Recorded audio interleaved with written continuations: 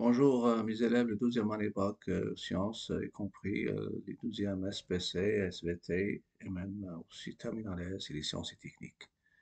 Dans cette vidéo, je vais corriger l'exercice 4 sur l'étude d'une fonction logarithme que j'ai déjà publié. Soit la fonction f définie sur l'intervalle fermé 0 plus l'infini par f de x égale x au carré moins 2x carré ln de x, si x appartient à l'intervalle ouvert 0 plus l'infini, et f de 0 égale 0. Et c'est sa courbe représentative dans un repère orthonormé OIJ. La question 1. Montrer que f est continu à droite en 0, c'est-à-dire au point 0. Petit b, montrer que f est dérivable à droite en 0 et interpréter graphiquement le résultat. Deuxièmement, calculer la limite de f de x en plus l'infini et la limite de f de x sur x en plus l'infini. Après, et puis déterminer la nature de la branche infinie de la courbe de f. Troisièmement, petit a, montrer que pour tout x strictement positif, f' de x égale à moins 4x ln de x. Petit b, dresser le tableau de variation de f. Quatrièmement, déterminer les abscisses du point d'intersection de la courbe C avec l'axe OI, l'axe des abscisses. Cinquièmement, construire C dans le repère orthonormé. On précisera en particulier la tangente à C au point O.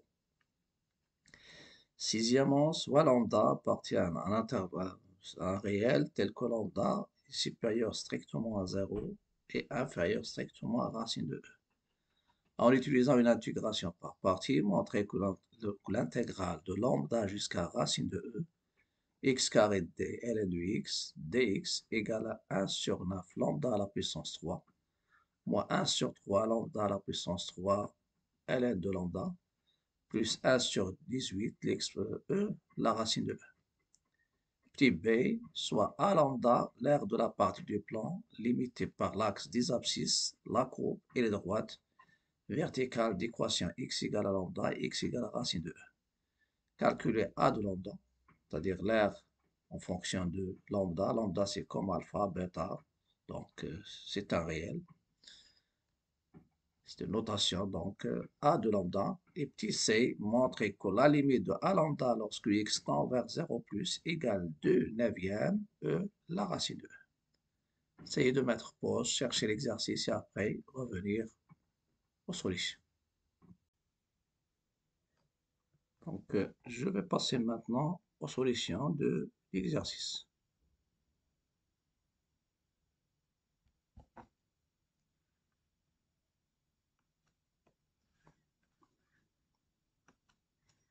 Je vais commencer par la première question, la continuité.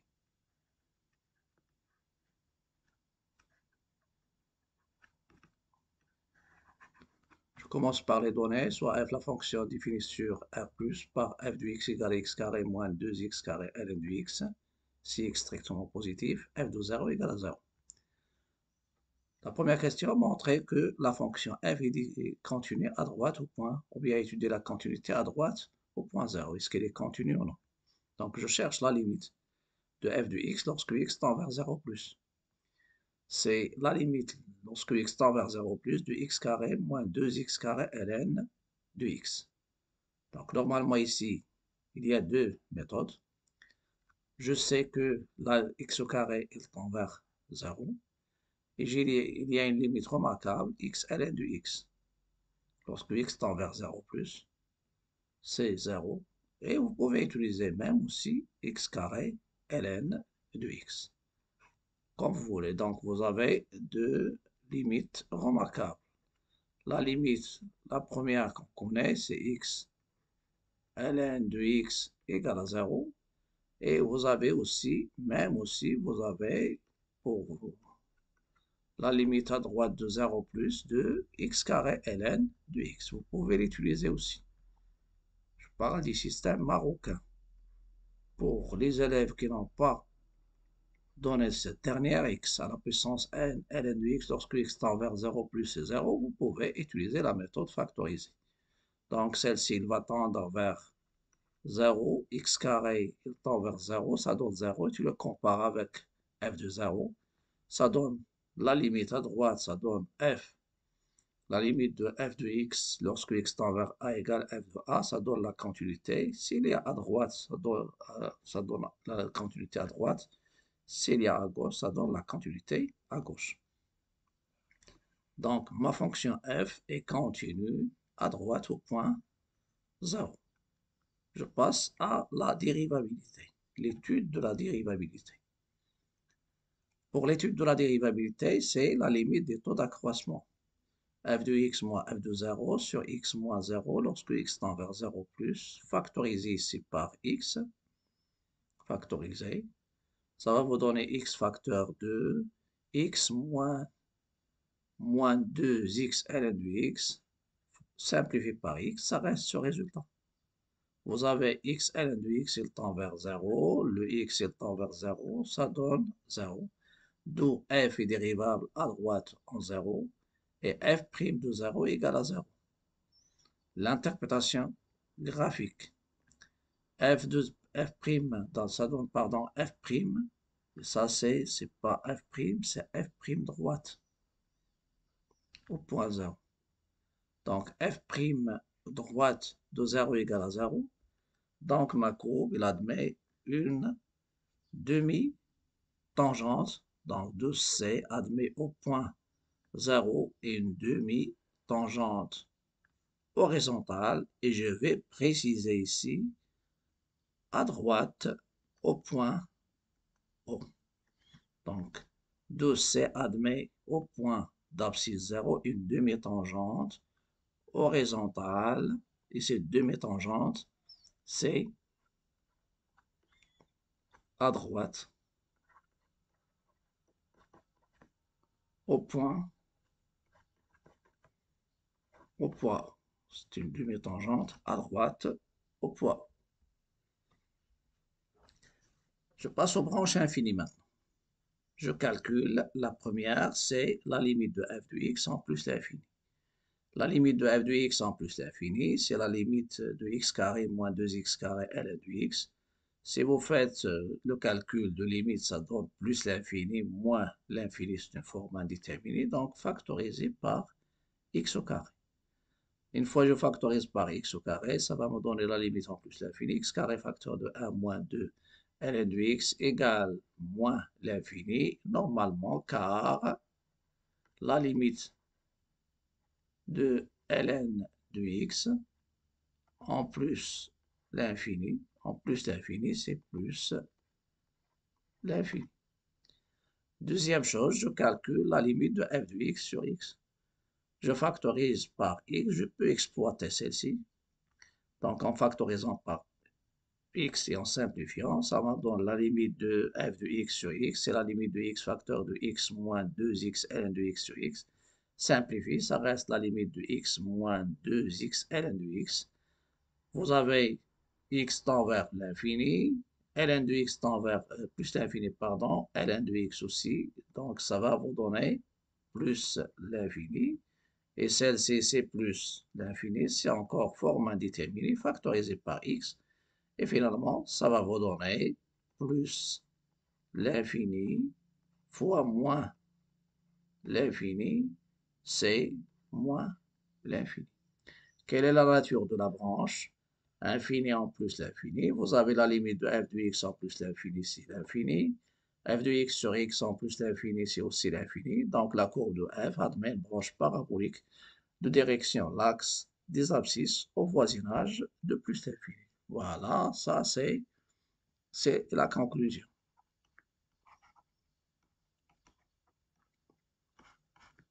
Conclusion, la limite de f de x sur x, elle tend vers moins l'infini. Et n'oubliez pas qu'il y a deux choses ici. La limite de f de x tend vers moins l'infini et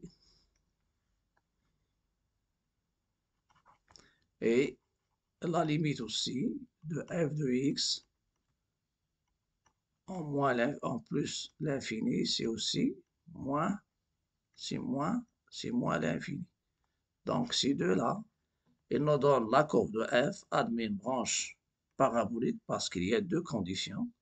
C admet une branche infinie de direction l'axe des abscisses, au voisin l'axe des ordonnées. Et si je peux dire une branche parabolique, je peux dire, c'est mieux, une branche parabolique. Parfois on dit de direction asymptotique, mais ici je dis une branche parabolique de direction, l'axe OX, en plus l'infini, ou bien au voisinage de plus l'infini. La question suivante, c'est la dérivée et le tableau de variation. Voilà, c'est le calcul de la dérivée et tableau de variation. Donc, je peux mettre, voilà, je dis ici la limite de f de x en plus l'infini, c'est plus l'infini, et la limite de f de x sur x, ça c'est moins l'infini, moins l'infini.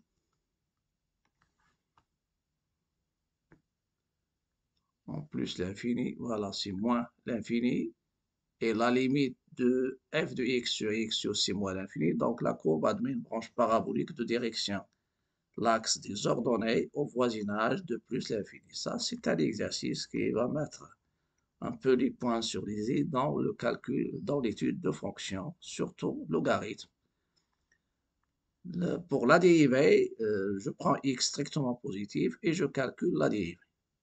La dérivée normalement de f' de x, c'est la dérivée de x au carré, voilà, qui est 2x, moins la dérivée de 2x carré ln de x.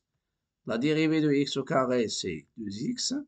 Et ici, j'applique la règle de la dérivée de la somme. Donc, on peut faire un moins, on peut sortir le moins, et je dérive x au carré, ça donne 12x.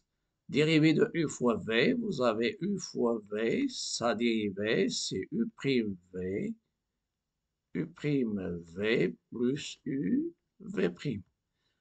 Et après, faire sortir les moins, le moins. Donc, c'est moins la dérivée de 2x carré qui est 4x, avec le moins, ça donne moins, fois ln de x, moins 2x carré fois la dérivée de ln de x. Je sais que pour x strictement positif, la dérivée de ln de x, c'est 1 sur x. Voilà. Après, ici, on va simplifier normalement par x, ça reste moins 2x. Moins 2x avec 2x, ils vont se simplifier. Et finalement, ça reste le résultat voulu. C'est moins 4x ln de x. Voilà. Ainsi, pour tout x strictement positif, f' de x, elle est égale à moins 4x ln de x.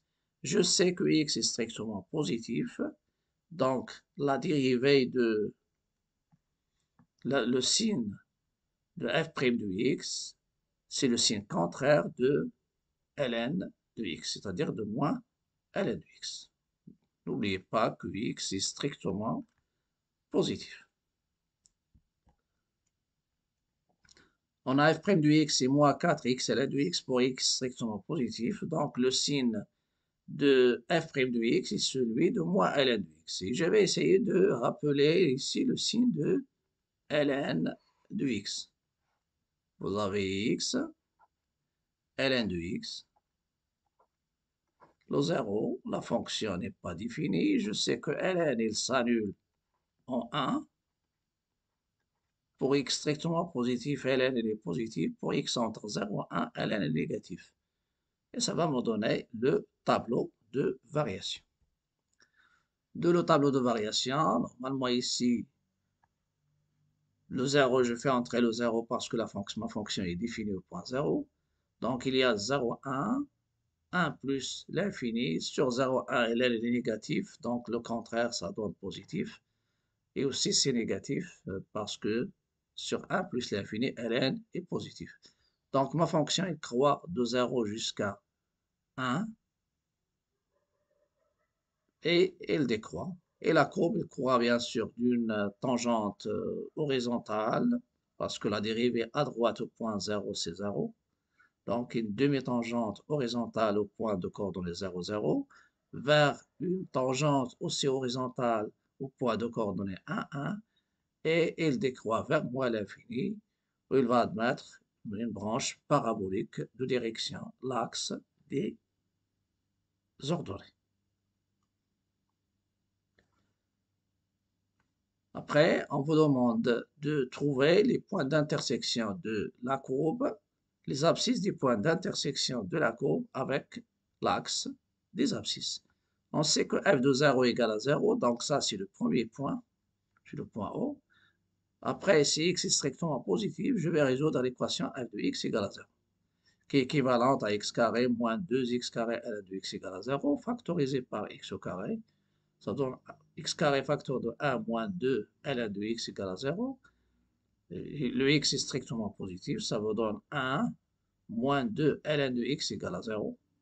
Et finalement, ça va vous donner ln de x égale 1. Et vous savez que ln de x égale a, ln de x égale a, équivalent x égale l'exponentielle de a, pour x strictement positif.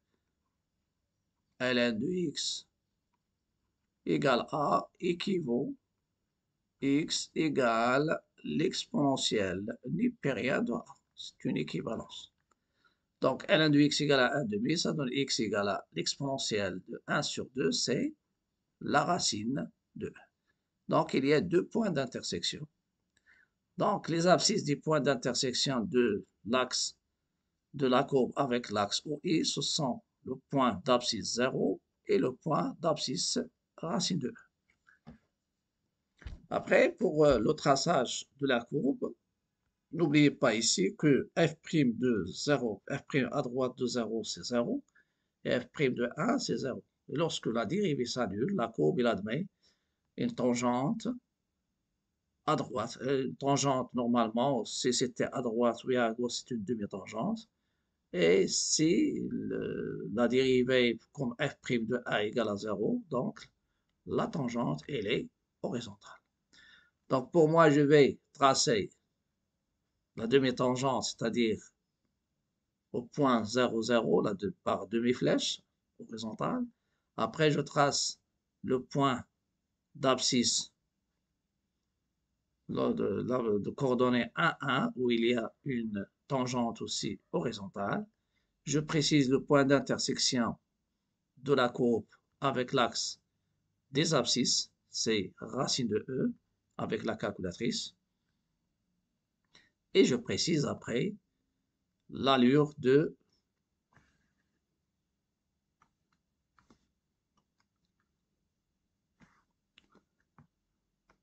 Je passe maintenant à la représentation graphique. Ça, c'est une représentation déjà préparée. Donc, X. Ici, vous avez Y.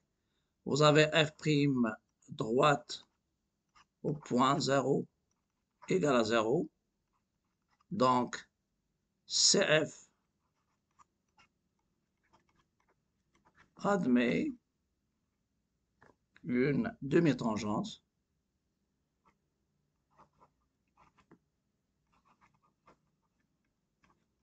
demi-tangente horizontale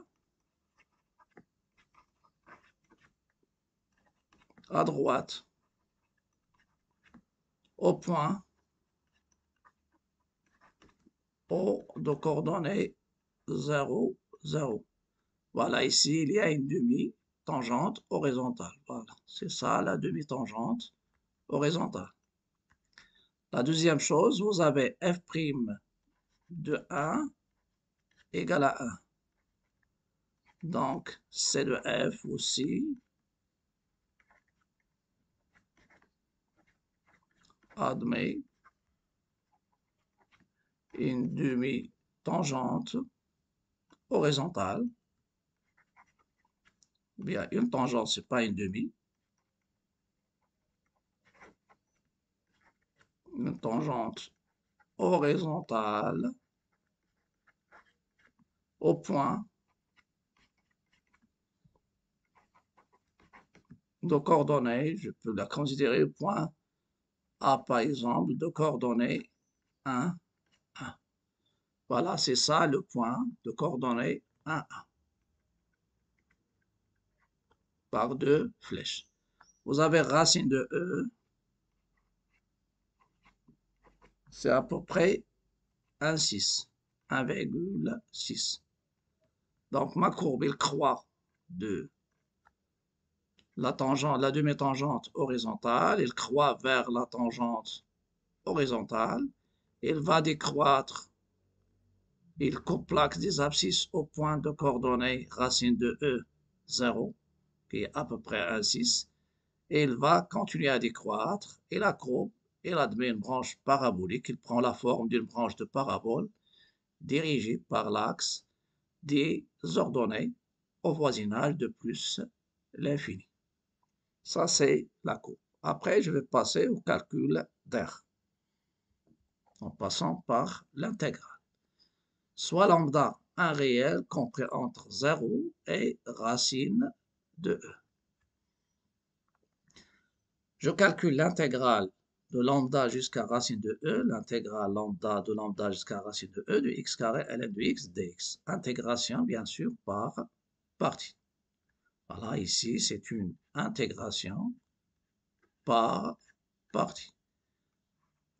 Donc, je dérive ln, je prends u de x ln de x, et je prends une primitive de x carré. Une primitive de x carré, c'est 1 sur 3 x à la puissance 3. Et la dérivée de ln, c'est 1 sur x.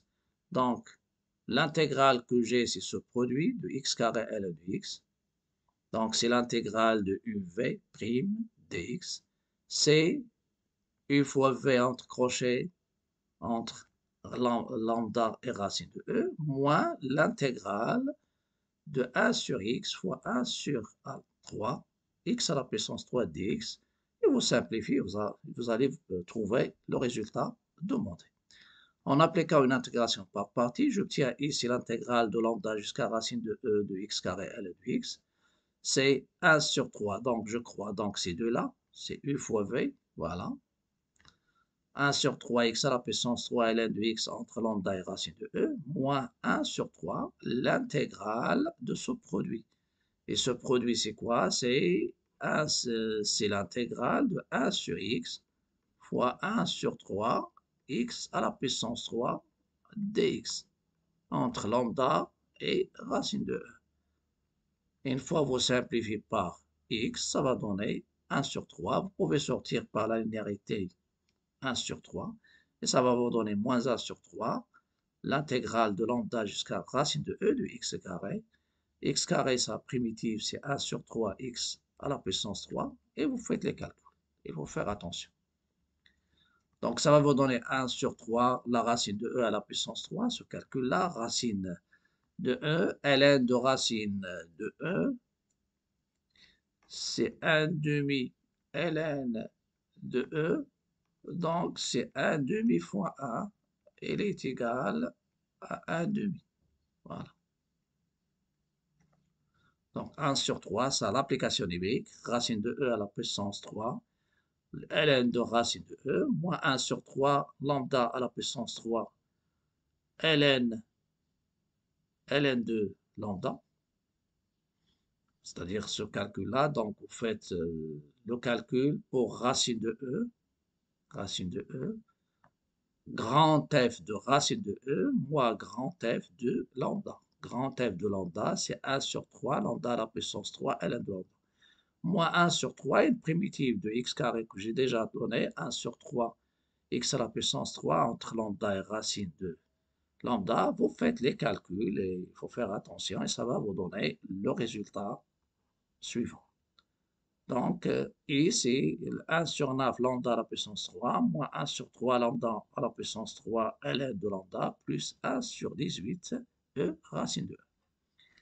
Après, il y a l'air. Le calcul d'air. Donc, soit à lambda, l'aire de la partie du plan délimitée par l'axe des abscisses, la courbe C et les droites verticales d'équation x égale à lambda et x égale racine de e. Voilà, je vais expliquer pourquoi l'aire de, en fonction de lambda, c'est l'intégrale de lambda jusqu'à racine de e, f de x dx. Donc, je vais revenir normalement à la courbe pour bien présenter.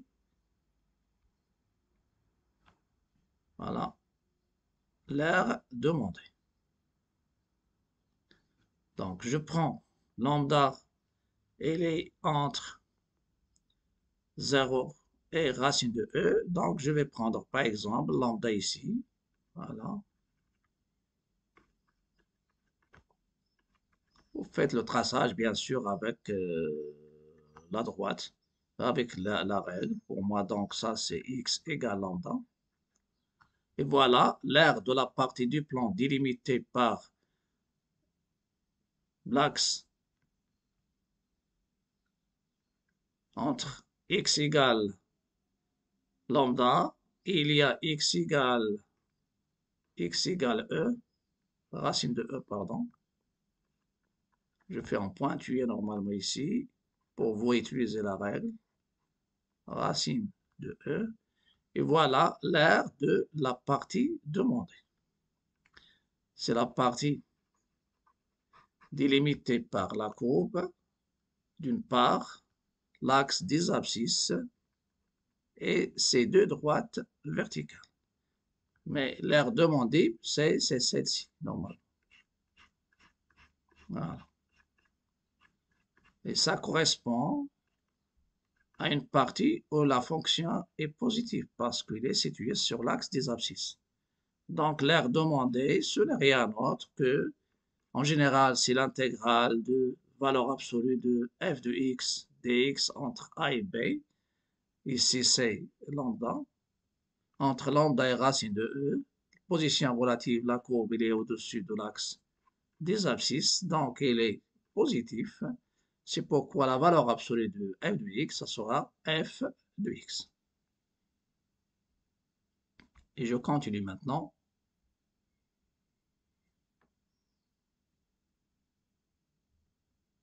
Voilà, donc l'aire demandée, c'est, et j'utilise ici, fois l'unité de calcul d'air, fois UA. Je vais calculer cette intégrale et je vais la multiplier par l'unité de calcul d'air. Et non pas donner l'unité de, c'est-à-dire des gradations sur l'axe des abscisses, les unités, la norme de I, la norme de J, ils ont dit un repère orthonormé OIJ, donc je multiplie par UA.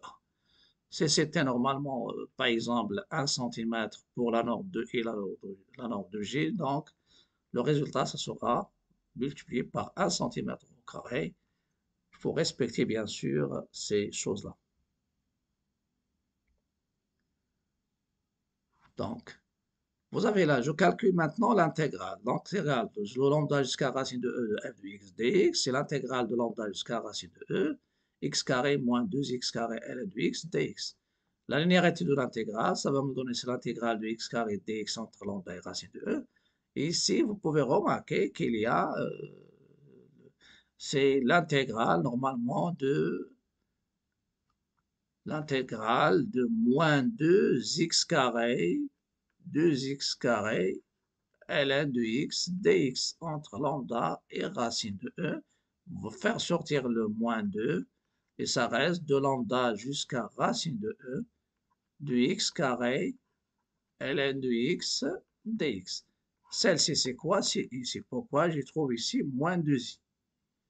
Et je prends une primitive de x carré, c'est 1 sur 3, x à la puissance 3 entre lambda et racine de E moins 2i. Vous faites les calculs, vous allez trouver 1 sur 3 E, la racine de E, moins 1 sur 3 lambda à la puissance 3 moins 2i. Et après, je vais remplacer i par son expression pour calculer la limite. Voilà.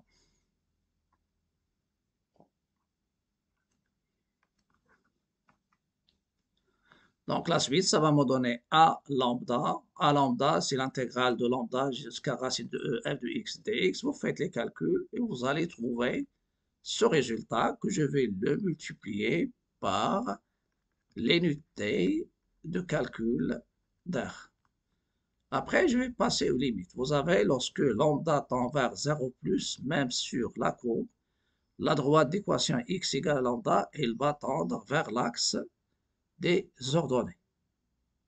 Donc, l'aire à lambda, elle va tendre vers une aire fixe et sa valeur, ça sera donné avec le calcul de la limite. Pourquoi tout ça? Parce que l'intégrale de la fonction que je viens de préciser ici, je ne peux pas remplacer ln, je ne peux pas calculer ln de 0. C'est pourquoi on va utiliser les limites. Vous savez que la limite lorsque lambda tend vers 0 plus de lambda ln de lambda, c'est 0.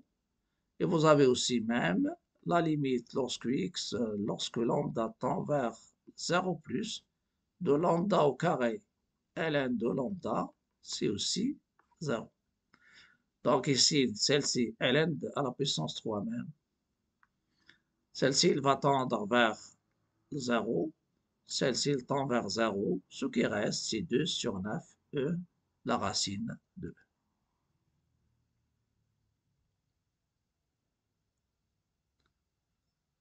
Voilà, maintenant, on passe au calcul. Je fais ça un peu pour mieux voir ce qui est demandé, ce qui est donné. Et je vais l'expliquer en bas. Voilà. J'ai dit ici, il tend vers 0. Et ça, c'est lambda tend vers 0 plus, car la limite, lorsque lambda tend vers 0 plus, de lambda à la puissance 3 ln de lambda égale à 0. Ça, c'est pour les gens qui utilisent cette expression directe, qu'on donne surtout dans le système marocain, on donne la limite de x à la puissance n ln de x lorsque x tend vers 0 plus c'est 0. Sinon, vous factorisez et utilisez une limite remarquable connue normalement de x ln de x lorsque x tend vers 0 plus, c'est aussi 0. Voilà, c'est la limite de lambda ln de lambda lorsque lambda tend vers 0 plus, c'est 0. Et finalement, ce qui reste, c'est 2 sur 9, l'exponentielle E, l'exponentielle de E, et j'oublie pas, fois l'unité de calcul d'R. Ça sera tout pour cette vidéo. N'oubliez pas de liker, partager, commenter, et bonne chance aux examens de bac. À bientôt.